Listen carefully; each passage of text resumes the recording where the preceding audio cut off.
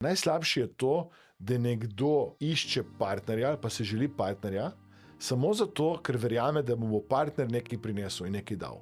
Torej, ta oseba stopi v odnos z željo, da bo partner prinesel ljubezen. Torej, spet se vračam k temu, da je nujno, da se, brez da oseba vstopi v odnos, dvigne energija, vrednost, ljubezen, samospoštovanje. In ko oseba se ima sebe rada, ko oseba sama sebe spoštuje, potem prihajajo ljudje, in v tem primeru tudi potencialen partnerski odnos, ki bojo to razumeli, ki bojo na tej vibraciji, ki bojo dejansko na tej energiji in skladni s to energijo. Zato dostikrat rečemo osebi, če bi rada ljubezen in zato želiš partnerski odnos, da najprej imej sebe rada in čuti, da si že zdaj popolna brez partnerskega odnosa. Ker potem, če oseba čuti, da ne rabi nič, je to najboljše stanje za manifestiranje.